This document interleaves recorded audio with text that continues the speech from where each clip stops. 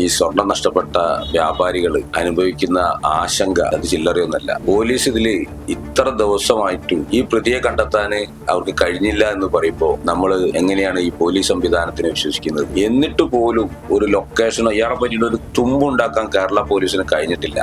City police കമ്മീഷണറുടെ കീഴിൽ മൂക്കിന് താഴെയുള്ള ഈ സ്ഥലത്താണ് ഇത്രയും വലിയ 1.5 കോടിയിലധികം രൂപ വരുന്ന ഈ തട്ടിപ്പ് നടത്തിയത്. ഇത് തുടർന്ന് പോവുകയാണെങ്കിൽ ഇത് വലിയ പ്രതിഷേധം കേരളത്തിലാകമാനമുള്ള ജ്വല്ലറികൾ ഒരുമിച്ച് നിന്നുകൊണ്ട് പോലീസിന്റെ ഭാഗത്ത് നിന്ന് അനാസ്ഥ എന്നല്ലാതെ നമ്മൾ ഇതിനെന്താ പറയാ?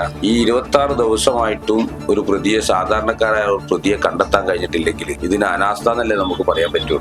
ഈ പ്രതിന്റെ കൂടെ പുറകിൽ ആളുകളുണ്ട്, അതുപോലെ തന്നെ കമ്മത്തിലതിന് പുറത്തുള്ള ആളുകളുണ്ട് എന്നൊക്കെ മനസ്സിലാക്കാൻ കഴിയുന്നുണ്ട്. ഇതിന് പുറത്തുനിന്നുള്ള ആളുകളുടെ സപ്പോർട്ട് ഈ പ്രതിക്ക് കിട്ടിയിട്ടുണ്ട്, സഫർനാസിന് കിട്ടിയിട്ടുണ്ട്. നമസ്കാരം.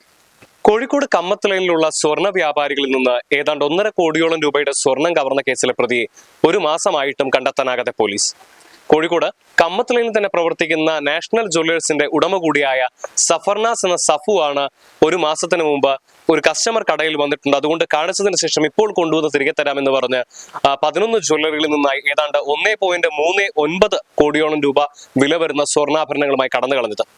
എന്നാൽ പ്രതിയെക്കുറിച്ച് അന്ന് തന്നെ പരാതി നൽകിയിട്ടും പോലീസിന് ഇനിയും കണ്ടെത്താൻ വേണ്ടി സാധിക്കാത്തത് പോലീസിന്റെ അനാസ്ഥ കൂടിയാണ് എന്ന് ചൂണ്ടിക്കാണിച്ചുകൊണ്ട് ഏറ്റവും ഒടുവിൽ കമ്മത്ത് ലൈനിലെ ജ്വല്ലറി ഉടമകൾക്ക് ഇക്കഴിഞ്ഞ ദിവസം കമ്മത്ത് ലൈനിൽ ഹർത്താൽ വരെ ആചരിക്കേണ്ടതായി വന്നു.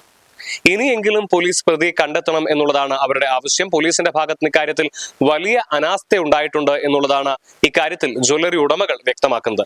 ഇപ്പോൾ ഈ ഒരു വിഷയത്തെക്കുറിച്ച് നമ്മളോട് പ്രതികരിക്കുന്നത് Kammath line gold and silver merchant association president കൂടിയായിട്ടുള്ള സുനിൽ കുമാറാണ്. നിങ്ങൾക്കറിയാലോ, കഴിഞ്ഞ 26 ദിവസങ്ങളായിട്ട് കമ്മത്ത് ലൈനിലെ ഈ സ്വർണം നഷ്ടപ്പെട്ട വ്യാപാരികൾ അനുഭവിക്കുന്ന ആശങ്ക അത് ചില്ലറയൊന്നല്ല. അതിൻ്റെ എല്ലാ കാര്യങ്ങളും അസോസിയേഷൻ എന്ന നിലയിൽ ഞങ്ങളാണത് അവരോട് ആൻസർ ചെയ്യുന്നത്. കാരണം പോലീസ് ഇതിൽ ഇത്ര ദിവസമായിട്ടും ഇതിന് ഈ പ്രതിയെ കണ്ടെത്താൻ അവർക്ക് കഴിഞ്ഞില്ല എന്ന് പറയുമ്പോൾ നമ്മൾ എങ്ങനെയാണ് ഈ പോലീസ് സംവിധാനത്തിനെ വിശ്വസിക്കുന്നത്?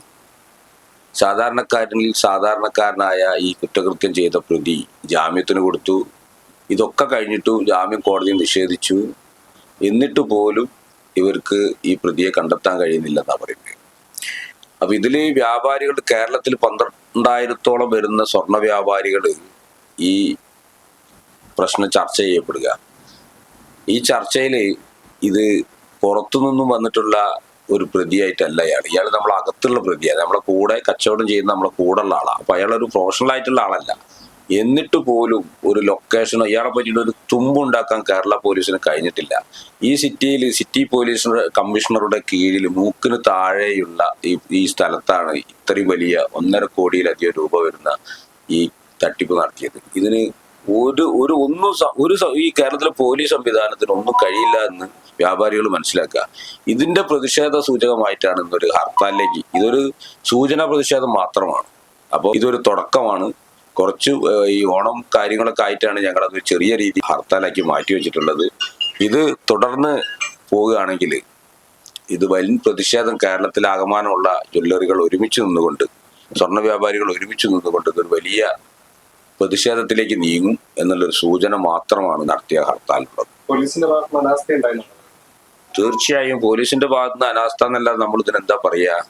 ഈ 26 ദിവസമായിട്ടും ഒരു പ്രതിയെ, സാധാരണക്കാരായ ഒരു പ്രതിയെ കണ്ടെത്താൻ കഴിഞ്ഞിട്ടില്ലെങ്കിൽ ഇതിന് അനാസ്ഥ എന്നല്ലേ നമുക്ക് പറയാൻ പറ്റുള്ളൂ. പോലീസിന്റെ ഭാഗത്തുനിന്ന് ഒരു കൃത്യമായ മറുപടി ഇതുവരെ വന്നിട്ടില്ല.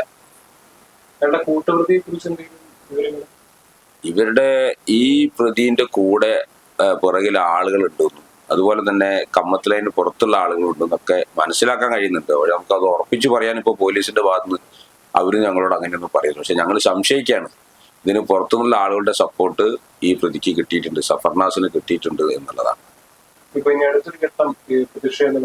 ഇനി ഈ നമ്മളെ സംബന്ധിച്ചിടത്തോളം വ്യാപാരികൾ പ്രതീക്ഷയോടെ കാത്തിരിക്കുന്ന ഒരു സീസണാണ് ഓണ സീസൺ. ഈ ഓണ സീസണിന്റെ ഈ തലേ ദിവസം പോലെയാണ് ഞങ്ങൾ ഈ ഹർത്താലൊക്കെ നടത്തുന്നത്. അപ്പോൾ ഈ ഓണം കഴിഞ്ഞതിന് ശേഷം എന്ന് പറയുമ്പോഴും പോലീസിന് കുറച്ചും കൂടെ സമയം കിട്ടുകയാണ്. ഞങ്ങൾ പല രീതിയിലുള്ള പ്രതിഷേധങ്ങളും, പോലീസ് സ്റ്റേഷൻ മാർച്ച്, അതുപോലെ തന്നെ മറ്റു പല രീതിയിലുള്ള കാര്യങ്ങളും ഞങ്ങൾ ആലോചിക്കുന്നുണ്ട്. അതിലേക്കൊന്നും ഞങ്ങൾ പോകുന്നില്ല, പോകാൻ കഴിയാതിരിക്കട്ടെ എന്നാണ് ഞങ്ങൾ പറയുന്നത്. കാരണം വെച്ചാൽ അതിനിടയ്ക്ക് ഈ കക്ഷീനെ ഒന്ന് പിടിച്ചു തരികയാണെങ്കിൽ ഈ സ്വർണവും നഷ്ടപ്പെട്ട സ്വർണവും കേസുമൊക്കെ നമുക്ക് പിന്നെ നോക്കാം. ഈ കുറ്റകൃത്യം ചെയ്ത പ്രതിയെ സമൂഹത്തിന് മുന്നിൽ എത്തിക്കുക, വ്യാപാര സമൂഹത്തിന് മുന്നിൽ എത്തിക്കുക എന്നുള്ളത് ഒരു ഉത്തരവാദിത്തമല്ലേ. അപ്പൊ അത് സാധിക്കട്ടെ എന്ന് വിചാരിക്കുന്നു അതിനിടയ്ക്ക്.